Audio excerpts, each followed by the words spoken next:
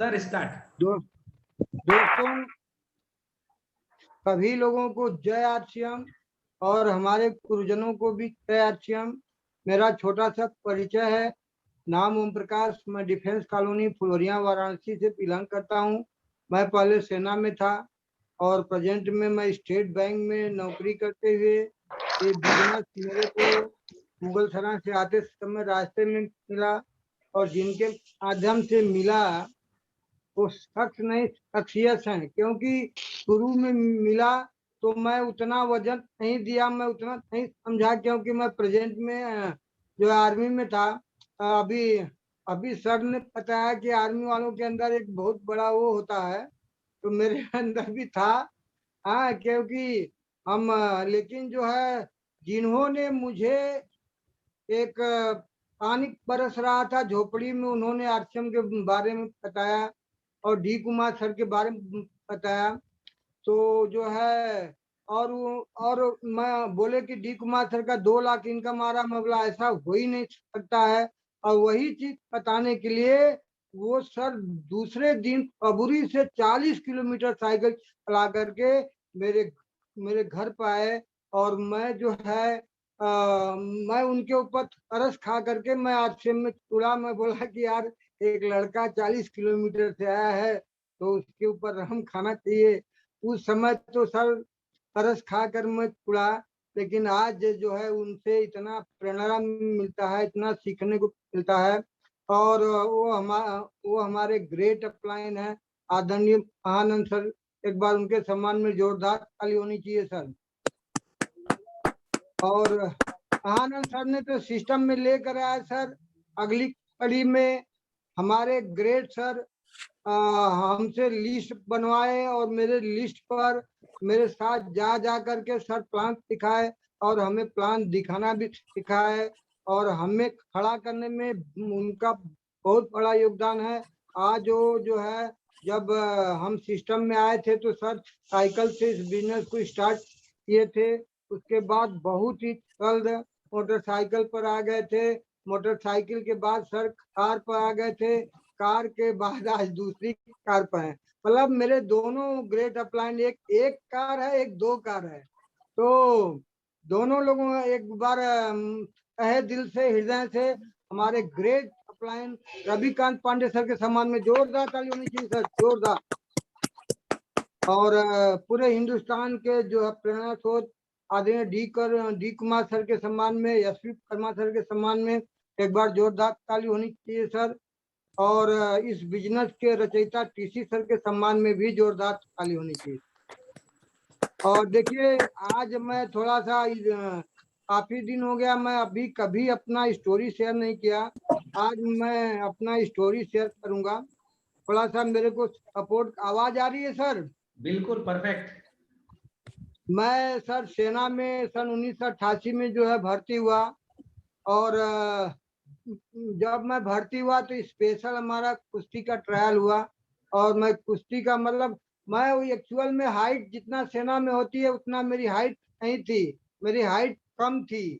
लेकिन जब स्पेशल में जा करके सेना में कुश्ती का ट्रायल हुआ, ट्रायल में मैं एक राम निवास यादव थे जो कि नेशनल खेल करके सेना में भर्ती हुए थे, उनके साथ हमारा ट्रायल हुआ और मैं उनको जीता, जिसके वजह से ब्रिगेडियर विजय कुमार हमारा सिलेक्शन किए जो है। और सेना में सर हम सिलेक्शन होने के बाद मैं कंपनी में फर्स्ट हुआ, प्लस जो है ब्रिगेड में फर्स्ट हुआ, ड्यू में फर्स्ट हुआ, और प्लस जो है मैं कमांड में फर्स्ट हुआ। कमांड के बाद वेस्टर्न कमांड में फर्स्ट हुआ। वेस्टर्न कमांड के बाद तीनों सेना में जो है कुश्ती होती है जिसको सर्विसेज बोलते हैं। और सर्विसेज खेलने के बाद उसी सर्विसेज में कोच और रेफरी के द्वारा मेरे कुश्ती में बेईमानी हो गया और बेईमानी की वजह से मुझे 1 पॉइंट से हराया गया। अगर मैं सर्विसेज फर्स्ट हो जाता तो मुझे नेशनल खेलने का अवसर मिलता, और नेशनल खेलने के बाद मेरा जो रुतबा होता है तो कुछ और ही होता सर। लेकिन जो है मेरे किस्मत में नहीं था नेशनल खेलना। उसके बाद मैं एक चीज और बताऊं कि देखिए सर, 3 मई 1999 से लेकर के 26 जुलाई 1999 में कारगिल युद्ध हुआ था। और उस कारगिल युद्ध में भी मैं अपने परिवार का अकेले नहीं था, मैं भी था और हमारे बड़े भाई जो कि कैप्टन से रिटायर हैं, अफसर से रिटायर हैं, और हमारा एक भतीजा है जो कि अभी आर्मी में सूबेदार है, वो भी कारगिल युद्ध में था। और 2 भांजा हैं, वो भी उस समय कारगिल युद्ध में थे। सर, जिस समय कारगिल युद्ध हो रहा था उस समय मेरे को जो है, मैं उस समय इनाकुड़ी में था। देखिए, कारगिल युद्ध तो श्रीनगर में तरास सेक्टर में टाइगर हिल के ऊपर पाकिस्तानियों ने कब्जा कर लिया था। तो युद्ध तो वहां शुरू हुआ था, लेकिन जो है पूरी सेना, पूरे इंडिया की सेना हर जगह हर बॉर्डर पर तैनात हो रही थी। तो मेरे को भी आसाम बॉर्डर पर भेजा जा रहा था। तो मेरी मिसेज मेरे साथ में थी जो है, तो उन्होंने बोला कि फौज छोड़ दीजिए, क्योंकि डेली डेली 1-2 कैजुअलिटी हो रही थी। डेली गोला बारूद टीवी में दिखाई दे रहा था। डेली एक आर्मी का जवान डेली अपने प्राणों की आहुति दे रहा था। सर, उस स्थिति में जो है हमारी मिसेज ने बोला कि फौज छोड़ दीजिए, घर चलिए। ऐसी फौज से मतलब बिना मतलब ऐसा पैसा नहीं चाहिए। मैं बोला नहीं, हट जाओ, मुझे जाना है, किसी भी हाल में मुझे जाना है। तुमको पता नहीं है, जब मैं जिंदा रहूंगा तो मुझे 5 लाख मिलेगा, लेकिन इस आर्मी युद्ध में अगर मैं शहीद होऊंगा तो मुझे 20 लाख मिलेगा। है, तुमको 20 लाख नहीं, मैं रहूं चाहे न रहूं, अगर मैं देश के लिए अगर अपने प्राणों की आहुति देता हूं तो तुम्हारे लिए सम्मान की बात होगी। हाँ, कि हमारा पति देश के लिए अपने प्राणों की न्यौछावर कर दिया, इसलिए हट जाओ, मेरे रास्ते से हट जाओ, मुझे जाना है। और मैं बॉर्डर पर गया सर। उसके बाद हमारा भतीजा एक श्रीनगर में था, गोला गिरा। गोला गिरने के बाद उसको बोला गया कि जितनी भी आर्मी की गाड़ियां हैं उनको हटाया जाए। और हमारा भतीजा जो है, गाड़ी हटाते समय, क्योंकि 8-10 किलोमीटर दूर हटाना था, गाड़ी हटाते समय जब लेके आ रहा था तो करीब एक साइड में पहाड़ी इलाके में, श्रीनगर साइड में, एक साइड में पहाड़ी होता है सर, एक साइड में खाई होता है। तो हमारे भतीजे की जो है स्टीयरिंग बैलेंस होने की वजह से वो हजारों फीट खाई में चला गया सर, कारगिल युद्ध में। और हजारों फीट खाई में जाने के बाद भी वो स्टीयरिंग नहीं छोड़ा, जिसकी वजह से वो जिंदा रहा। 2 महीने हॉस्पिटल में रहा। हॉस्पिटल में रहने के बाद जो है वो ठीक हुआ। कहने का मतलब है सर, उस युद्ध में जो है, देखिए, हमारे अटल बिहारी वाजपेयी जी उस समय प्रधानमंत्री था। सारे हम जितने भी आर्मी वाले थे, सबके दिल में यही चल रहा था कि युद्ध होना चाहिए, युद्ध होना चाहिए। हम सभी लोग पाकिस्तानियों को जो है ना एकदम दबोचने के लिए तैयार थे। लेकिन अटल बिहारी वाजपेयी जी बहुत बुद्धिमान प्रधानमंत्री थे, क्योंकि अगर उस समय पूरे भारत में युद्ध हो जाता तो हमारा देश बहुत पीछे चला जाता। और पाकिस्तान भी, पाकिस्तान तो हमारे से कई गुना ज्यादा पीछे था। लेकिन जो है उन्होंने कारगिल युद्ध से ही मतलब इसको बचा लिया। उस कारगिल युद्ध में सर, परमवीर चक्र पाने वाले लेफ्टिनेंट मनोज कुमार पांडे जो है, देखिए, उस कारगिल युद्ध में पता नहीं कितने जवान शहीद हुए, पता नहीं कितने जवान अपने प्राणों की आहुति किए। लेकिन उसमें से जो है, जो परमवीर चक्र, जो दुनिया का सेना का सबसे बड़ा चक्र होता है, परमवीर चक्र, वो जो है लेफ्टिनेंट मनोज कुमार पांडे, जो कि गोरखा राइफल के थे, उनको प्राप्त हुआ। दूसरा कैप्टन विक्रम बत्रा, जो कि जम्मू एंड कश्मीर राइफल के थे, उनको प्राप्त हुआ। योगेंद्र सिंह यादव, जो कि ग्रेनेडियर के थे, उनको प्राप्त हुआ। राइफलमैन संजय कुमार, जो कि जम्मू एंड कश्मीर राइफल के थे सर, उनको प्राप्त हुआ। चारों को परमवीर चक्र प्राप्त हुआ सर। उसके बाद कारगिल युद्ध जो है 26 जुलाई को जो है समाप्त हुआ, और 26 जुलाई को ही कारगिल दिवस मनाया जाता है। उसके बाद हमारी पोस्टिंग जो है श्रीनगर साइड में ही रिजौरी में पुरनकोट में हुई सर। पोस्टिंग जाते ही पहले दिन ही हमारे यूनिट ने ऑपरेशन के दौरान जो है 4 उग्रवादियों को मारे थे। हमारे कैप्टन साहब और कुछ जवानों ने मिल करके 4 उग्रवादियों को शहीद किए थे। और उन 4 उग्रवादियों को जिस छत के ऊपर रखा गया था उसी छत के ऊपर मेरी ड्यूटी थी। अब इतने हट्टे कट्टे थे, इतने तगड़े थे सर, रात भर जो है बेचैन रहे, क्योंकि जब छत के ऊपर ये जिम्मेदारी होती है कि कभी कभी उग्रवादी छत के ऊपर पीछे से किसी भी साइड से चढ़ के अपने साथियों को लाश को बचाने का कोशिश करते हैं, ले जाने का कोशिश करते हैं। तो उस स्थिति में भी सर हमने जो है वहां पर रात भर ड्यूटी किया सर। उसके बाद दूसरे दिन पहाड़ी से जो है उग्रवादी फायर करते हैं और गाली देते हुए फायर करते हैं, आज जाओ 5.5 की फौज। उसके बाद उन्होंने इतना फायर के लोगों को सिर उठाने का, फायर करने का अवसर नहीं देते हैं सर। थोड़ा सा स्थिति लो होती है, इधर से जब फायर शुरू होता है तो हम लोग चिल्लाते हैं, आओ साले तुम लोगों को छोड़ेंगे नहीं। और वहां पर सर उस रात भर फायर होता है और कई गाड़ियों में छेद हो जाता है, लेकिन कैजुअलिटी नहीं होती है सर। आर्मी का जवान सर जब भी श्रीनगर साइड में आता है हर दिन अगरबत्ती चलाता है कि हे भगवान आज का दिन सही सलामत बीत जाए। और मैं एक कहानी बताऊंगा सर, जब मैं पुरनकोट में था तो एक जो है पांडे जी थे, उनका पोस्टिंग जो है आ गया था। पांडे जी जो है इधर कानपुर साइड के थे, उनका पोस्टिंग भी आ गया था, उनका रिलीवर भी आ गया था। जब तक रिलीवर राष्ट्रीय राइफल में जब तक रिलीवर नहीं आ जाता तब तक उसका पोस्टिंग नहीं होता है। रिलीवर भी आ गया था और रात में ड्यूटी थी। और ड्यूटी के दौरान जो है, क्योंकि ड्यूटी हर दिन होता है सर, चाहे आप आपका रिलीवर आए कुछ भी आए, मतलब फौज में अगर हैं तो आपकी ड्यूटी हर दिन होगा। उस समय जो है रात में 12 बजे संतरी को उठाने जाना था।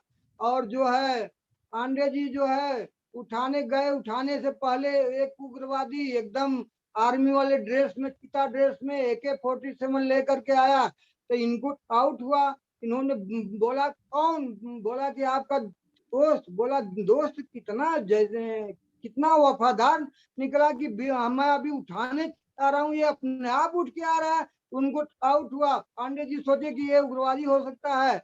उन्होंने ज्यों उंगली पर जो है ज्यों टाइगर पर उंगली रखी, उसी समय उग्रवादी ने फायर कर दिया और इधर पांडे जी ने फायर कर दिया और दोनों लोगों की वहीं पर आहुति हो गई। दोनों लोग अपना प्राण त्याग दिए। कहने का मतलब है कि सर जो है देश पर जितने भी देश की रक्षा के लिए जितने भी सैनिक है वो अपने प्राणों को न्यौछावर करने के लिए देखिए उनको ये होता है, वो खुश रहते हैं।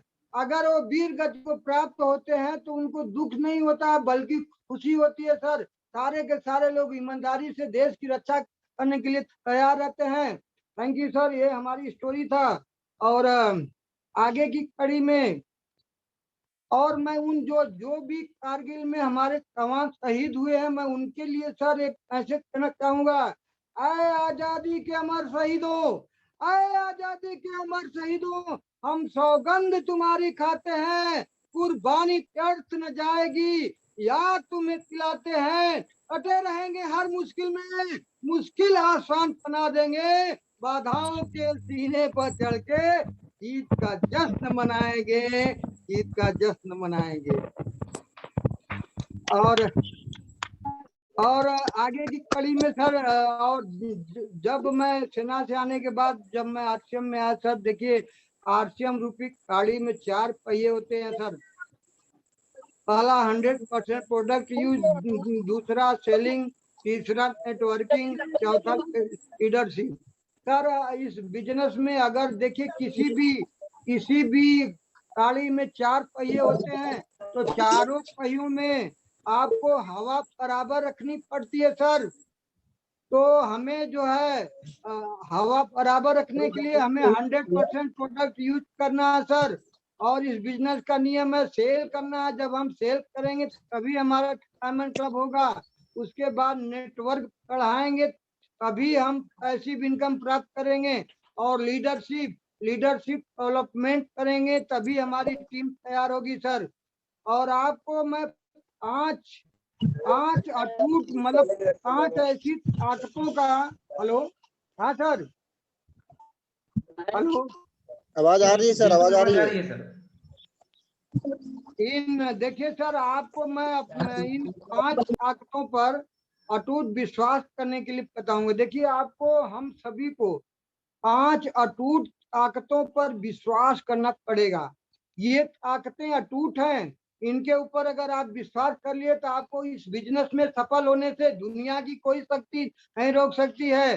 पहला है, आपको अपने अपलाइन पर विश्वास करना पड़ेगा।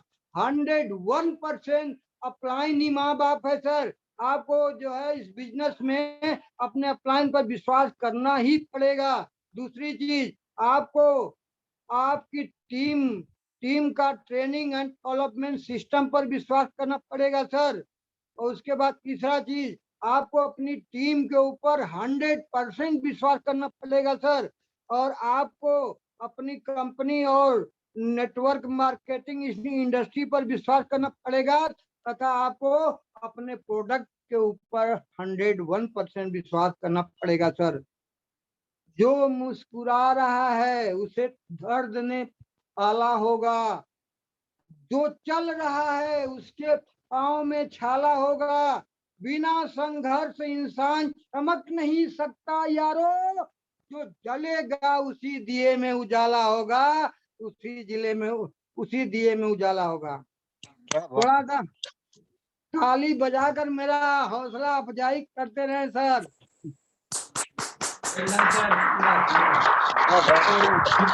आपको ताली बजा के हौसला अफजाई हम लोग करने की तैयार है सर। जी सर, जी सर। और मैं एक छोटी सी कहानी के माध्यम से सर आपको अपनी कीमत बताने की कोशिश करूंगा। एक आदमी ने भगवान बुद्ध से पूछा, जीवन का मूल्य क्या है?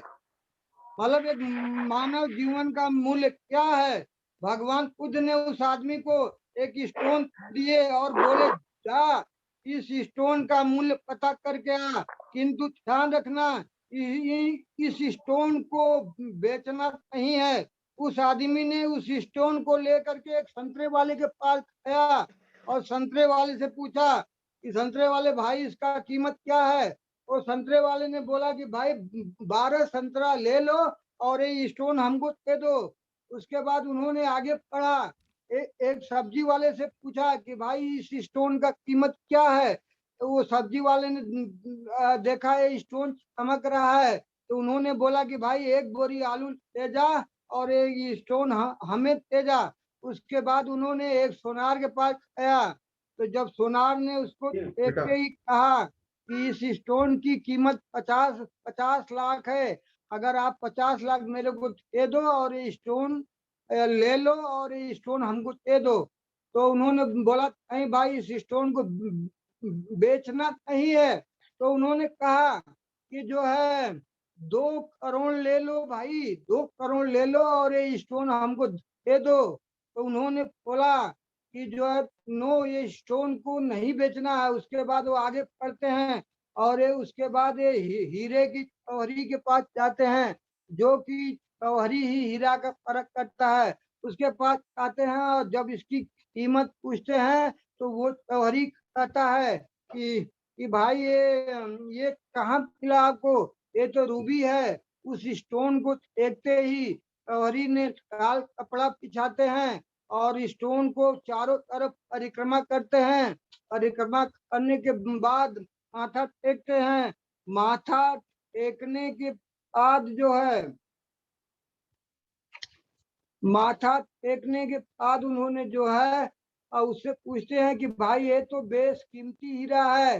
पूरी कायनात, पूरी दुनिया बेचने के बाद भी इसका कीमत नहीं लगाया जा सकता है। तो उन्होंने जो है उस जौहरी की बात सुन करके वो आदमी वापस भगवान बुद्ध के पास आते हैं और अपनी आप बीती कहानी सुनाते हैं। उसके बाद उन्होंने भगवान बुद्ध से पूछते हैं कि सर अब बताइए कि मानव जीवन का कीमत क्या है? अपनी आप बीती बताए और उन्होंने भगवान से पूछा कि मानवीय जीवन का मूल्य क्या है।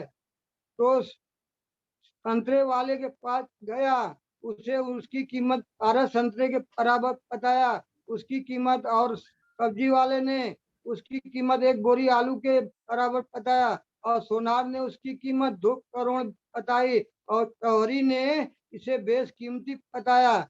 ऐसा ही मानवीय मूल्य का कीमत है, क्योंकि तू बेशक हीरा है। उन्होंने भगवान बुद्ध ने कहा उस आदमी से, तू बेशक हीरा है, लेकिन सामने वाला तेरी कीमत अपनी औकात, अपनी जानकारी, अपनी हैसियत से ही लगाएगा। घबराने की बात नहीं है, घबराओ मत। दुनिया में तुम्हें पहचानने वाले भी मिल जाएंगे। इसी तरह से आरसीएम बेशकीमती हीरा है, जिसकी परख करने वाले हमारे त्योहारी के रूप में टीसी सर इस भारत में पैदा हो गए हैं। विजनरी लीडर विद्यमान है। मेरे दोस्त, आप भी बेशकीमती हीरा हैं और बहुत अमीर बन सकते हैं। बस इस हीरा रूपी आरसीएम को पहचान लेना है। ऐसा के रूप में मैं बोलूंगा, इंसानियत ही आदमी को इंसान बना देती है, लगन हर मुश्किल को आसान बना देती है। यूं ही नहीं जाते हैं लोग मंदिरों में पूजा करने, आस्था ही पत्थर को भगवान बना देती है। और आगे की कड़ी में सर, मैं डी कुमार सर, एक बार डी कुमार सर के सम्मान में जोरदार ताली होनी चाहिए सर। डी कुमार सर की 8 बातें मैं आप लोगों के बीच में रखूंगा सर। डी कुमार सर हमेशा कहते हैं कि हमें अपने सपनों को दिन में 5 बार विजुलाइज करना चाहिए। अगर इन 8 बातों को अगर हम अपने दिल के अंदर उतार लें तो हमें डायमंड तक जाने से दुनिया की कोई शक्ति नहीं रोक सकती है सर, कोई शक्ति नहीं रोक सकती है। ध्यान से सुनिएगा सर, हमें अपने सपनों को, देखिए इस बिजनेस में आया है, आपका सपना होना बहुत ही जरूरी है, वो भी लिखित होना चाहिए। कब कब क्या क्या आपके पास जो है अचीवमेंट आएगा, कब कब क्या क्या सुविधाएं आएंगी, कब कब कहाँ कहाँ आपका फ्लैट होगा, सारा मतलब अपने आप को लिखित रूप में होना चाहिए सर। हमें अपने सपनों को 5 बार विजुलाइज करना है। दूसरा, बड़ा काम करना है। बड़ा काम करना है तो प्लानिंग करना पड़ेगा सर। हर काम प्लानिंग के साथ, अपलाइन के साथ प्लानिंग करना पड़ेगा सर। तीसरा चीज, अपने सीनियर की नजरों में आपको आना ही पड़ेगा। अगर इस बिजनेस में सफल होना है तो आपको अपने अपलाइन की नजरों में आना पड़ेगा, किसी भी हाल में आना पड़ेगा। कम से कम 2 प्लान प्रतिदिन दिखाना ही पड़ेगा सर। अगर इस बिजनेस में आपको सफल होना है, इस बिजनेस की रीढ़ की हड्डी आरसीएम का प्लान है, तो कम से कम प्रतिदिन 2 प्लान दिखाना ही पड़ेगा। और प्लानिंग करिए कि आपको मॉर्निंग सेशन और इवनिंग सेशन में ज्यादा से ज्यादा लोगों को बैठाना है सर। ये आपको प्लानिंग करना ही पड़ेगा।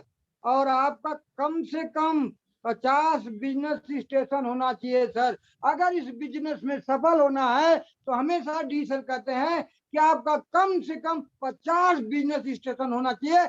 आज डी कुमार सर का बिजनेस स्टेशन पूरे भारत में फैला हुआ सर, 50 नहीं, सैकड़ों नहीं, हजारों होंगे सर। और जो है 8वां चीज, हर महीने बिजनेस को 4 गुना करने की प्लानिंग करना है। अरे 4 गुना सोचने में क्या जाता है, 4 गुना का प्लानिंग करने में क्या जाता है। 4 गुना नहीं भी होगा, 3 गुना होगा, 3 गुना नहीं भी होगा, 2 गुना होगा, 2 गुना नहीं भी होगा, तो 1.5 गुना होने से तो दुनिया की कोई शक्ति नहीं रोक सकती है सर। श्रद्धा ज्ञान देती है, नम्रता मान देती है, योग्यता स्थान देती है, और ये तीनों अगर मिल जाए तो हर व्यक्ति को हर जगह सम्मान देती है। और आगे की कड़ी में मैं बताऊंगा सर, थोड़ा सा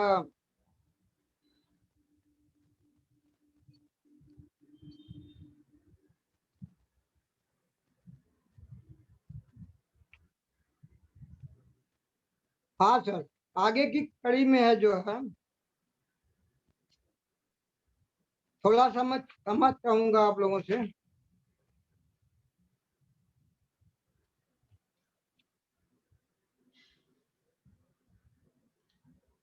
नेटवर्क प्रॉब्लम है क्या सर? नो सर, प्रॉब्लम नहीं है सर, बता रहे हैं सर आगे की कड़ी में अभी। जी सर, जी सर, जी सर। सर इस डी कुमार सर के 8 बातों को 100% हमें फिल्म में उतारना है। और आगे मैं एक कहानी के माध्यम से मैं बताना चाहूंगा।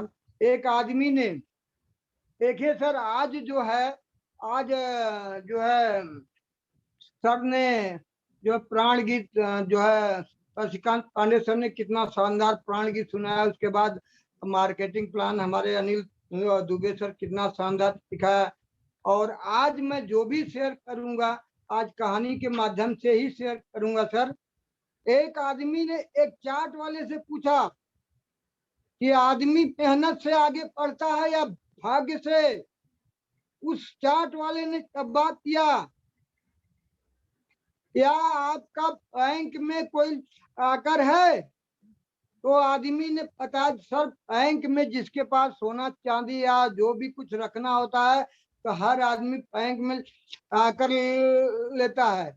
और तो उन्होंने बोला हाँ है। बोला उस लाकर की चाबियां ही आपके प्रश्न का जवाब है।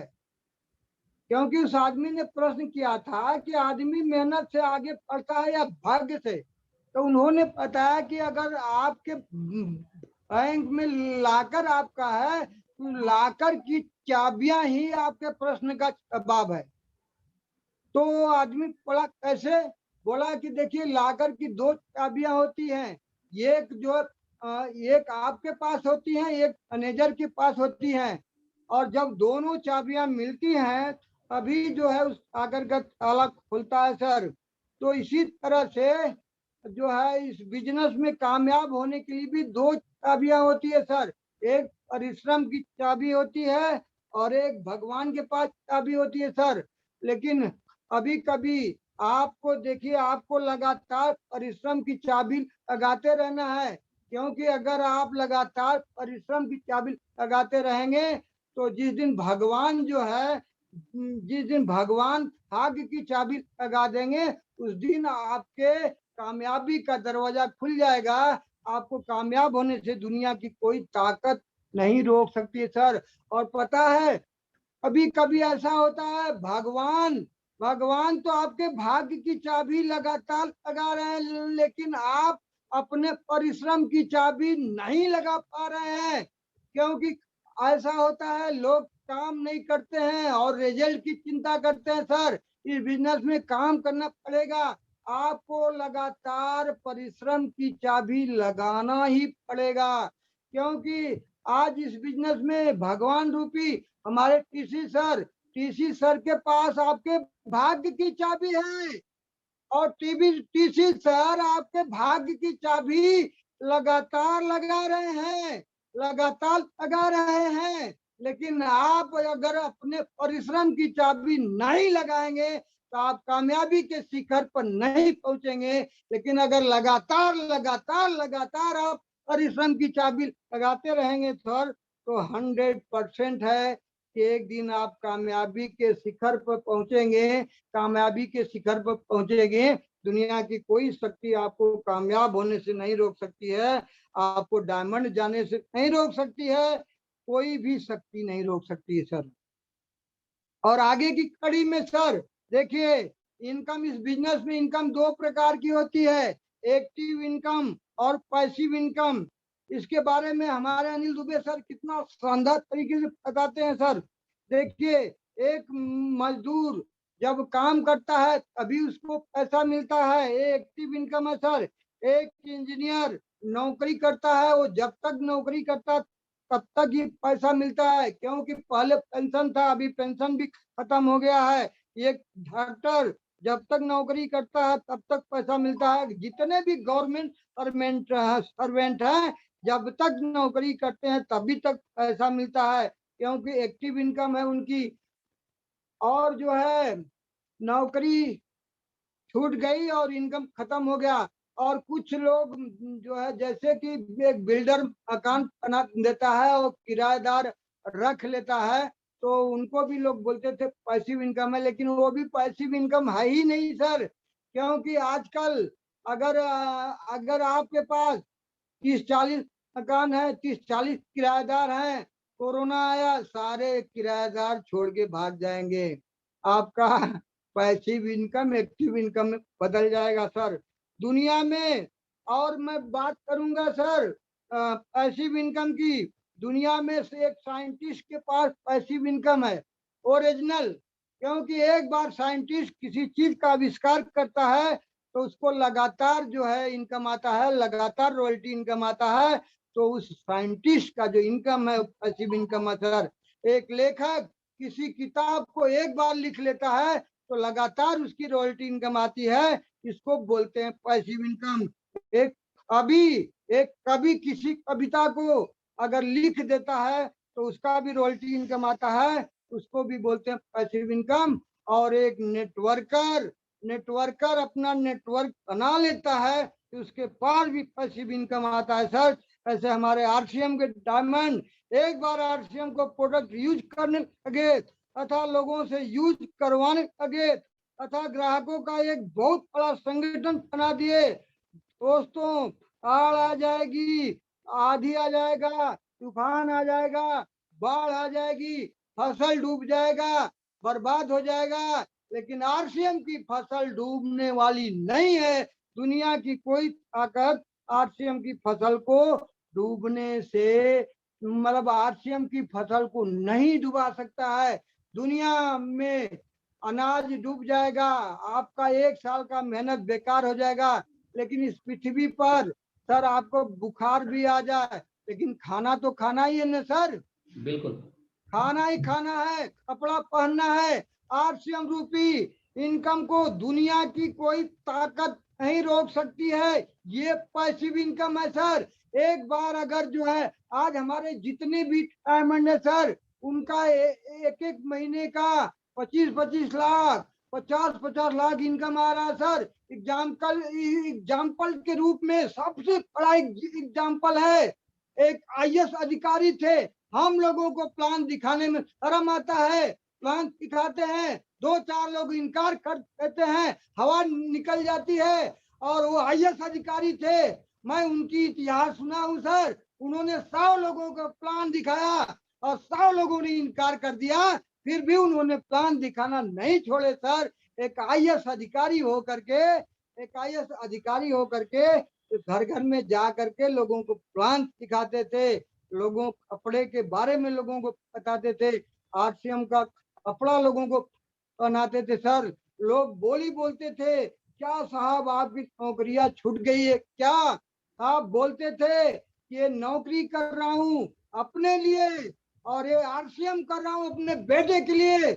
आज इतिहास हुआ है सर, वो दुनिया छोड़ के चले गए, लेकिन उनके बेटे विदेश में इंजीनियर थे तो 2.5 लाख रुपए पर मंथ का इनकम था। लेकिन जो है जो हमारे ओपी शर्मा सर का इनकम था कम से कम 20 लाख 25 लाख से ऊपर था। और वो जो अब रवि ओपी शर्मा सर को जो है उन्होंने 25 लाख पर मंथ की इनकम छोड़ गए सर। एक इंजीनियर का बेटा कोई काम जीरो से शुरू करेगा, वो इंजीनियर कभी नहीं बन सकता है। लेकिन एक नेटवर्कर का बेटा, अगर एक नेटवर्कर की 25 लाख पर मंथ की इनकम है तो उसका बेटा उस 25 लाख से शुरू करेगा सर, उस 25 लाख से शुरू करेगा। और मैं एक छोटी सी कहानी सुना करके मैं अपने वाणी को विराम दूंगा सर, क्योंकि देखिए सर, एक बार जो है अमेरिका में जो है दो लड़के थे, दोनों ने काम धंधा ढूंढने के लिए ग्राम प्रधान क्या किया, और ग्राम प्रधान ने बोला कि भाई आप जो है बाल्टी ले लो दोनों, और जो सामने जो है जो झील है, और झील से पानी ले आ करके लोगों को दो, और पानी के बदले में आपको सिक्का मिलेगा। ग्राम प्रधान ने यही काम दोनों को किया। तो दोनों ने जो है बाल्टी लेकर के झील से पानी लाने का प्रयास किया। तो एक ने तो 8 घंटा पानी पाता था, और दूसरे वाले के समझ में ये आया कि यार 8 घंटा पानी हम आते हैं, अगर ये हम जो है इस नदी से पाइपलाइन अगर बिछाने का काम करें तो जो है आने वाले समय में डायरेक्ट पानी गांव में पहुंच सकता है। उसके दिमाग में ये आया और उन्होंने पाइपलाइन बिछाना शुरू किया। अरे भाई 8 घंटा काम करता था, लेकिन छोटे वाले ने 6 घंटा काम करता था। 2 घंटे पाइपलाइन बिछाने का काम करता था, लेकिन बड़े वाले भाई ने उन्होंने बोला कि यार ये क्या कर रहा है, ये जो है तुम्हारे बाप दादा का इस काम को किए हैं, जो काम कभी जीवन में सफल नहीं हो सकता उस काम को तू कर रहा है। बोला जो काम बाप दादे ने, लोग बोला जाता है ना सर कि बाप दादे ने जो किया वही करो। पुरनिया लोग बोलते हैं कि उतना पैर पसारिए जितना लंबी चादर हो। मतलब कि कहने का मतलब है कि जितनी बड़ी चादर हो उसके हिसाब से पैर पसारना चाहिए। लेकिन जमाना बदल गया सर, आपका पैर जितना लंबा है उसके पैर से बड़ा आपको चादर तैयार करनी पड़ेगी। इसी तरह से सर दोनों बाल्टी का पानी लाते रहे, और छोटा भाई डेली 2 घंटा पाइपलाइन बिछाते रहा। देखिए सर, बड़े भाई का खर्चा तो आराम से चलता था, लेकिन छोटे वाले को थोड़ा परेशानी होती थी, क्योंकि बड़ा भाई 8 घंटे काम करता था, वो 6 घंटे काम करता था, लेकिन किसी तरह से चल रहा था सर। धीरे धीरे 5 साल हुआ सर। 5वें साल में पाइपलाइन बन के तैयार हो गई, गांव में आ गई। गांव में जब अचानक फोर्स से पानी आया तो लोग उस पानी को देख करके डर गए। लोगों ने दरवाजा बंद कर लिया सर। कुछ लोगों ने हिम्मत करके आया और उस पानी को अंगुली से छुआ, बोला ये तो मीठे वाले झील की सामने वाली झील का मीठा पानी है जो है। उसके बाद जो है देखिए, बड़ा वाला 8 घंटे काम करता था, उसकी कमर में प्रॉब्लम आ गया, क्योंकि उसके बच्चे बड़े हो गए, उसका शादी करना पड़ा। जो 8 घंटे के बदले वो 10 घंटे काम करने लगा, 12 घंटे काम करने लगा। लेकिन ये छोटे वाले सिर्फ 6 घंटा काम करता था, 2 घंटे पाइपलाइन बिछाने का काम करता था। 5 साल के बाद ये पाइपलाइन पकड़ के बैठ जाता था, और पूरे गांव वाले आते थे, पानी भरते थे, सिक्का डालते थे, पानी भरते थे, सिक्का डालते थे, पानी भरते थे, सिक्का डालते थे, पानी भरते थे, सिक्का डालते थे। पूरे गांव में जो कि दिन भर में 10-20 बाल्टी पानी लेकर आकर के 10-20 रुपए कमाते थे, लेकिन उस पाइपलाइन से लाखों के लाखों रुपए कमाना शुरू किया। और उसके बाद बगल वाले गांव में भी पाइपलाइन बिछाना शुरू किया। धीरे धीरे पूरे जिले में पाइपलाइन बिछा दिया। फिर धीरे धीरे उन्होंने पूरे स्टेट में पाइपलाइन बिछा दिया, और धीरे धीरे पूरे पूरे अमेरिका में, पूरे देश में उन्होंने पाइपलाइन बिछा दिया। जिस तरह से हमारे डी कुमार सर आज पूरे हिंदुस्तान में पाइपलाइन बिछाने का काम कर रहे हैं सर, पाइपलाइन बिछाने का काम कर रहे हैं सर। तो सर जो है आगे की कड़ी में मैं यहीं पर अपने वाणी को सर विराम दूंगा। 2 लाइन का मैसेज दे करके आप लोगों ने मेरी बातों को सुना। और देखिए सर, आखिरी लाइन में मैं कहना चाहूंगा, ये बहुत इंपॉर्टेंट मैसेज है सर। हम आरसीएम के मतवाले हैं, हम आरसीएम के मतवाले हैं। हम देश की शान बढ़ाएंगे, हम आर्थिक आजादी लाकर दुनिया को दिखलाएंगे। आरसीएम की दिव्य रोशनी घर घर में पहुंचा देंगे। देश प्रेम की चिंगारी को पूरे भारत में जगा देंगे, पूरे भारत में जगा देंगे। Thank you sir. जय आरसीएम। मैं माइक हैंड ओवर कर रहा हूँ आदरणीय great opponent Ravikant Pandey sir को। Thank you. बहुत बढ़िया sir. Thank you sir, thank you, thank you. शानदार सर, बहुत बहुत धन्यवाद सर। बहुत बधाई एक बार हम सभी को well done sir. OP sir, दिल से सैल्यूट सर, एनर्जी आप एक बार हम सभी साथी, को होस्ट साथी अपने माइक को अनम्यूट करके बोलेंगे कुछ नहीं, सिर्फ तालियों की गड़गड़ाहटों से सर को एहसास कराएंगे कि आज के प्रोग्राम को सर ने सुपर डुपर पूरे एनर्जी के साथ सर ने प्रोग्राम लिया। बहुत बहुत धन्यवाद, बहुत बहुत धन्यवाद। एक बार जोरदार क्लैपिंग आदरणीय ओपी सर।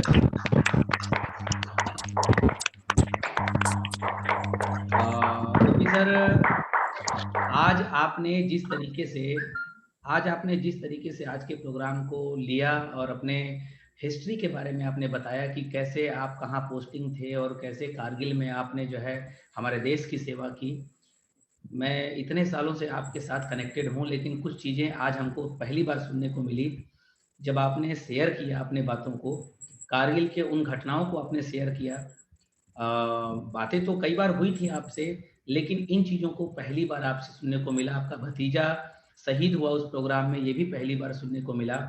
तो सबसे पहले तो एक फौजी होने के नाते आपको हम सब सैल्यूट करते हैं सर, ऐसे सैल्यूट करते हैं, आपको सैल्यूट करते हैं। और दूसरा कहते हैं कि जब भी 15 अगस्त या 26 जनवरी आता है तो हम लोग जब तिरंगे का गीत सुनते हैं, भारत को आज़ाद होने का जब गीत सुनते हैं, है प्रीत जहाँ की रीत सदा या ऐ मेरे वतन के लोगों, तो मन में एक क्रांति की ज्वाला पैदा हो जाती है, रोम रोम खिल उठता है, आग लग जाती है। लगता है कि काश फिर से भारत आज़ादी की लड़ाई चलती और हम लोग फिर से जो है उसमें हिस्सा लेते। आज मुझे कहते हुए बड़ा गर्व हो रहा है कि हम लोगों को भारत की राजनीतिक आज़ादी में तो मौका नहीं मिला फौजी बनने का, लेकिन आज हम सभी को भारत की आर्थिक आज़ादी में मौका मिला है फौजी बनने का। और हम सैल्यूट करते हैं आरसीएम के डायरेक्टर आदरणीय टीसी सर को और हमारे सभी कोर के सीनियर साथियों को कि जिन्होंने भारत के आर्थिक आज़ादी में हम लोगों को सिपाही, हम लोगों को फौजी बनाए हैं। आप सबको और हम सबको गर्व होना चाहिए कि हम सब आरसीएम के डिस्ट्रीब्यूटर हैं। मैं चाहूंगा कि एक बार दोनों मुट्ठी बांधिए, दोनों मुट्ठी ऐसे बांधिए, सभी साथी, कोई भी छूटे ना, सभी साथी दोनों मुट्ठी को बांधिए, ऐसे दोनों मुट्ठी को बांधिए और बांधने के बाद बोलिए कि मुझे गर्व है कि मैं आरसीएम के माध्यम से आर्थिक आजादी अभियान में काम कर रहा हूँ। मुझे गर्व है कि मैं आरसीएम के माध्यम से आर्थिक आजादी के अभियान में काम कर रहा हूँ। मुझे गर्व है कि मैं आजादी के लिए मैं काम कर रहा हूँ। हमें गर्व है कि हम आर्थिक आजादी के अभियान के सिपाही हैं। हमें गर्व है कि हम आर्थिक आजादी के काम कर रहा हूँ। Thank you sir, thank you. ये गर्व हम लोगों को निरंतर होना चाहिए, लगातार होना चाहिए। देखिए, देश की राजनीतिक आजादी में हमें मौका नहीं मिला, लेकिन देश की आर्थिक आजादी में मौका हम लोगों को मिला है।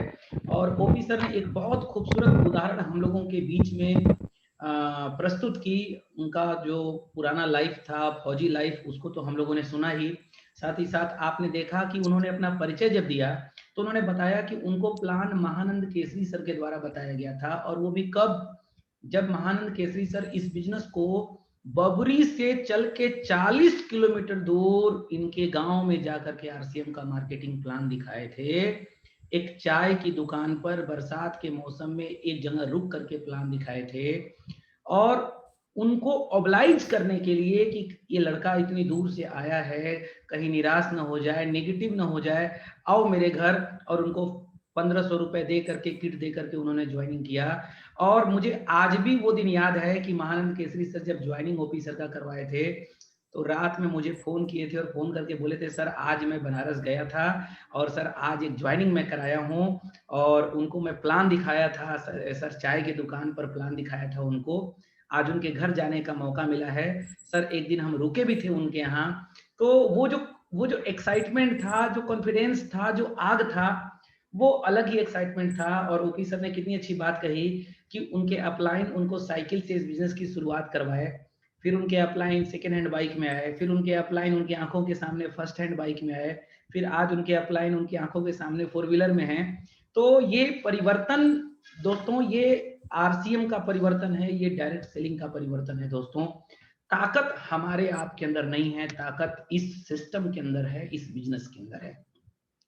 तो सर आप भी हाँ कुछ कहना चाह रहे हैं सर, बताइए प्लीज। सर वो आप तो प्रेजेंट हैं, बताइए क्या हुआ था उस दिन।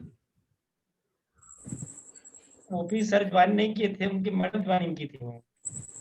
अच्छा, उनकी मैडम ज्वाइन की थी। उनकी मैडम ने बोला कि नहीं, हाँ ये मना कर दिए थे कि नहीं हमको नहीं जुड़ना है, लेकिन मैडम बोले कि उतना दूर से आया है, 40 किलोमीटर दूर से आया है साइकिल से, और कम से कम सामान लेना है, ज्वाइनिंग करना है तो कर लीजिए। तब जाकर के ज्वाइन किए थे, और मतलब अपनी मैडम की बात को मान करके, वो अपने स्वेच्छा से ज्वाइन नहीं किए थे, उनकी मैडम। अच्छा, मैडम पॉजिटिव की थी इनको ज्वाइनिंग करने के लिए। अच्छा, इसीलिए जो है हमारे ज्यादातर सीनियर साथी दुबे सर, गिरी सर, मोनीलाल सर, ये लोग बार बार बोलते हैं कि सर कहीं पर भी प्लान दिखाइए ना तो जेंट्स समझे चाहे मत समझे, लेकिन उनके घर के लेडीज को जरूर समझा दीजिए, क्योंकि गृह मंत्रालय अगर समझ गया तो प्रधानमंत्री को सिग्नेचर करने से कोई रोक नहीं सकता। अब हमको समझ में आया कि दुबे सर कहीं जाते हैं तो पहले हमारे दीदी लोगों को प्लान पहले क्यों दिखाते हैं। दुबे सर राज खुल रहा है सर। चलिए बहुत बहुत धन्यवाद। तो बहुत खूबसूरती से ओपी सर ने अपनी बातों को प्रेजेंट किया। एक बहुत अच्छा एग्जांपल ओपी सर दिए कि अपने बातों को अपनी अपलाइन की बातों को मानना बहुत इंपॉर्टेंट है, अपनी अपलाइन को ब्लाइंड फॉलो करना बहुत इंपॉर्टेंट है। अपलाइन को जब तक से आप तवज्जो नहीं देंगे, वैल्यू नहीं देंगे, तब तक आप इस बिजनेस में आपकी वैल्यू नहीं बढ़ पाएगी। अगर आपको अपनी वैल्यू बढ़ानी है तो अपने अपलाइन की वैल्यू को आपको बढ़ाना पड़ेगा। आप देखे होंगे, कभी मैं आपको प्रोग्राम करूंगा तो वो वीडियो दिखाऊंगा कि प्रधानमंत्री नरेंद्र मोदी जी और अमित शाह जी कहीं पर भी प्रोग्राम करने जाते हैं तो आप पूरे गौर से, आज मेरे कहने के बाद आप वीडियो यूट्यूब पर छान रहिएगा, देखिएगा कि जब भी नरेंद्र मोदी जी से कितनों बार अमित शाह जी मिले, गुलदस्ता ऐसे देते हैं जैसे मानो पहली बार मिले। Number 1 point. And number 2 point, जब भी चेयर पर बैठना होता है तो जब तक प्रधानमंत्री नरेंद्र मोदी जी चेयर पे नहीं बैठ जाते, अमित शाह जी नहीं बैठते। आप केयर करिएगा, आप 50 वीडियो छान रहिएगा, यानी कि वो अपने अपलाइन की वैल्यू इसलिए देते हैं क्योंकि हजारों मीडिया उनको कवर कर रही होती है, और हजारों मीडिया के नजर में, समाज के नजर में अगर हम अपने अपलाइन की वैल्यू नहीं देंगे तो आप मन में चाहे जितना भी वैल्यू दीजिए दोस्तों, लेकिन समाज की नजरों में ये जरूर दिखना चाहिए कि आप वैल्यू देते हैं। ऑलवेज रिमेंबर, ये बात हमेशा याद होना चाहिए। तो ये ओपी सर ने बहुत अच्छा उदाहरण दिए। ओपी सर ने एक और बहुत अच्छा उदाहरण दिया कि 2 लड़के नौकरी की तलाश में बहुत दूर गए, पानी भरने का उदाहरण उन्होंने दिया कि एक लड़का पाइपलाइन बिछाता और एक लड़का क्या करता। तो बहुत खूबसूरत एग्जाम्पल उन्होंने दिया। उन्होंने महात्मा बुद्ध का एग्जाम्पल दिया बहुत खूबसूरती से कि महात्मा बुद्ध ने किस तरीके से उदाहरण से उस लड़के को समझाया। तो ओवरऑल ओपी सर का आज का प्रोग्राम हम सभी लोगों के लिए बहुत ही बड़ा एजुकेशनल प्रोग्राम रहा। आप कितना सीखे मुझे नहीं मालूम, लेकिन आज के प्रोग्राम से मैंने बहुत कुछ सीखा। और मैं जब भी प्रोग्राम अटेंड करता हूं दोस्तों तो अपने साथ ब्लैंक पेपर लेकर के और पेन लेकर के बैठता हूं, ताकि कोई भी पॉइंट मुझे ऐसा लगे कि जो मेरे लिए इंपॉर्टेंट है वो मेरे डायरी में नोट होना चाहिए, ताकि कभी जब हम भी कामयाब हों और जब हमें भी बोलने का मौका मिले तो हम मंच पर बोलें कि एक बार ओपी सर के प्रोग्राम में मैं बैठा था और मुझे ये पॉइंट अच्छा लगा, मेरे दिल में उनकी बात लग गई और आज उनकी एक बात की वजह से मैं इस बिजनेस का रॉयल्टी अचीवर बन गया। जब भी प्रोग्राम अटेंड करें, डायरी और पेन लेकर के अटेंड करें। और कल के प्रोग्राम की सूचना मैं आपके बीच में देना चाहूंगा। कल के प्रोग्राम की सूचना मैं देना चाहूंगा। उसके पहले मैं चाहूंगा कि एक बार अगेन ओपी सर के लिए एक बार जोरदार तालियां हम लोग बजा दें sir. Welcome sir, thank you sir. Thank you.